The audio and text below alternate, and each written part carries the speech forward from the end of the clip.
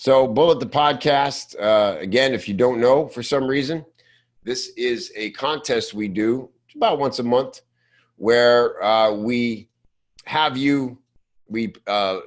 you access to an upcoming episode of a podcast that I'm hosting and where I've interviewed somebody, and usually a superstar guest.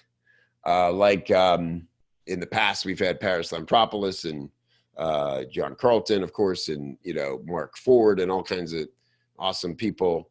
Laura Belgray many times, Marcella Allison, Abby Woodcock, and this time was Brian Kurtz, my good friend Brian Kurtz. And so when we play you the episode, we give it to you. We say, hey, go listen to this and write 10 bullets for stuff you hear inside the podcast, right? Give us your 10 best bullets. You got a week to do it.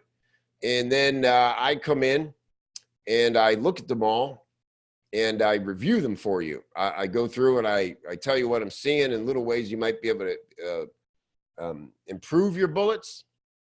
And then I choose a winner.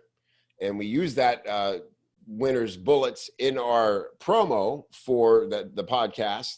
And then we, of course, tag you and tag your website or however you like to be, your LinkedIn or however you like to be contacted.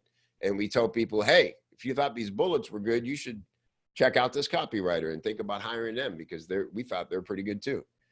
And but mostly what it is a just a great way, a good reason to be writing original copy, right? And we spend all our time sometimes hand copying and studying the hell out of other people's copy. This is a way for us to write our own copy, to have a fresh take, and it's a really great way to be in a supported environment where there's a bit of a competitive nature, because we are competitive as copywriters. It's part of what you need to have. You got to have some passion. You want to be good. Hell, who doesn't want to be the best? And you get a chance to see where your competition out in the marketplace, other copywriters, how are they doing? What can you learn from their bullets? Did they blow you away with their ability? Do you feel like you're in the middle of the pack, bottom of the pack? And that motivates you. That helps us. That gives us some insight to our ability. We don't get that very often in copywriting because we don't always see other people's work, right? We see a bunch of copy that's proven, that's converting, that becomes a control ad, and we compare to that. But there's a lot of levels in between starting out and being at that stage, right? And so this is a really cool way to, again, in a safe, supported way. Nobody's here busting each other's agates or looking to, take each other's knees out. Everybody's here. Like, I love how supportive you guys are, and you always congratulate the winner. And the feedback I give seems to help. And I have a lot of fun doing that. And so I just wanted to give a shout out, another tip of the cap to Darren Hanser, who was our winner this time. And man, I just thought Darren wrote some really great bullets. There's a lot of great bullets, as always. It's not always easy to pick a winner, but let's just dive into Darren's a little bit and let me just point out some of the things, because it's interesting when I give the feedback to the contest entries, themes always emerge, right? Like sometimes I see a pattern of, these just aren't very rhythmic, right? They're choppy, they're hard to read. Or you're making me think too much, or all kinds of things that go wrong with bullets. And by the way, just the overall criteria, a good bullet is packed with curiosity, super punchy. It's lyrical. You should be able to sing a good bullet. It's just got that bounce of good rhythmic writing, right? And that's why we say, read your bullets aloud before you post them. As a copywriter, you should really read everything you write aloud before you hit send on a draft to a client or for review. You've got to read your stuff aloud, because when your reader reads it, they have a voice in their head, and that's how they're hearing it, right? It may be a little different than your voice, and yeah, maybe they're skimming around a little bit, but the rhythm is what sucks them in. It's got to have some bounce and some rhythm. And so if your stuff's all you'll hear when you read it aloud, is this bullet making me work? You know, because the other thing you can't have is that your brain can't be trying to keep up with what's being said. It's got to be pow, pow, pow, pow, pow, right? Just smacking you, just, okay, wow, I don't have to think.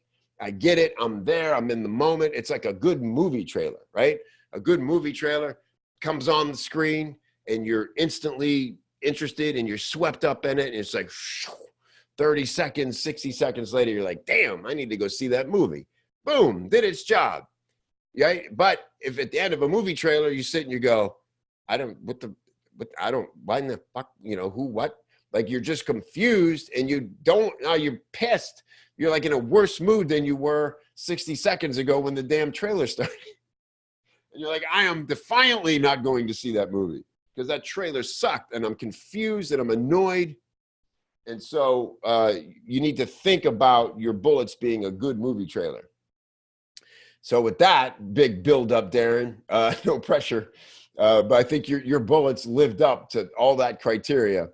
So here's some examples. And by the way, I just really enjoyed the way Darren formatted these with a little all caps,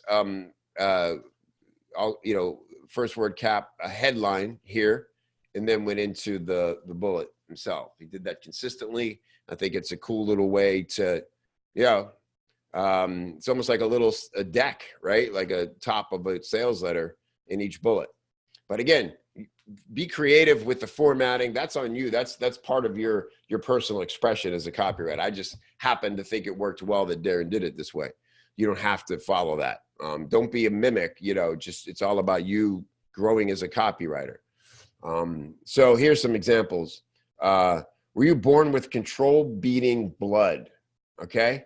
So the first damn thing I read, okay, I'm interested in this trailer. Were you born with control beating blood? How much is baked into that line right there? Now, this is insider speak, control beating. So this show is for copywriters. They know what that means. So it's a bit of a dog whistle. They know, ooh, this is for me specifically because I want to be a control beating copywriter. And then it has this, oops, I didn't want to highlight that. Then it has this, question here. Were you born with control beating? What is that a thing? Holy crap. There's blood. There's blood I should have. What? I don't know. Maybe there's you got to go know. You got to go find out. I don't know. Do I have this blood or not? Right. It's like John Benson used this hook a lot in his fitness promos and his weight loss stuff.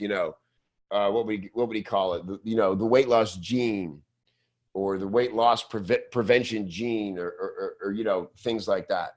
That was always really effective back in the day. So this has that kind of, if this is a concern of yours, you got to go investigate. Were you born with control beating blood? This one thing separates pros who deliver hot new controls from amateurs whose drafts never see the light of day.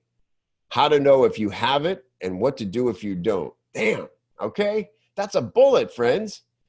I'm not wondering anything except where do I go? Where do I click to listen? I'm not confused. I don't have to decipher what's being said here.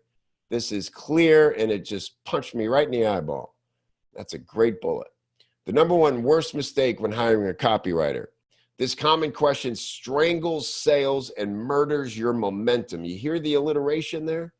Listen as Brian outlines his 7M hiring system that lands you top talent and shields you from smooth talking hacks. Come on, man. Strangles, murders, lands, shields, right? You see that's what we're talking about. So I won't go on and on, but I get excited over good copy, and I just love when somebody's in the pocket. Now, because this is what I love about this contest. This gives us a guide. All right, man, this guy won. What did he have? What did he do that I didn't do? What was Darren thinking when he wrote that bullet? And this is why our friend Jimmy Perrin has been such a cool ambassador and has won this contest and broke down his thinking behind the bullets. So that was super cool. So it's, as everything in Copy Chief, a real community effort for us. We're all learning together, right? Because what do we do? Nobody writes alone. Not up in here, man. If you want to be backed up, if you want to have a community, if you never have to wonder if your stuff's good enough or how to make it better. I mean, how do you not have a trusted community where other pros want to be your friend and help you? Good luck finding that in free ass Facebook group.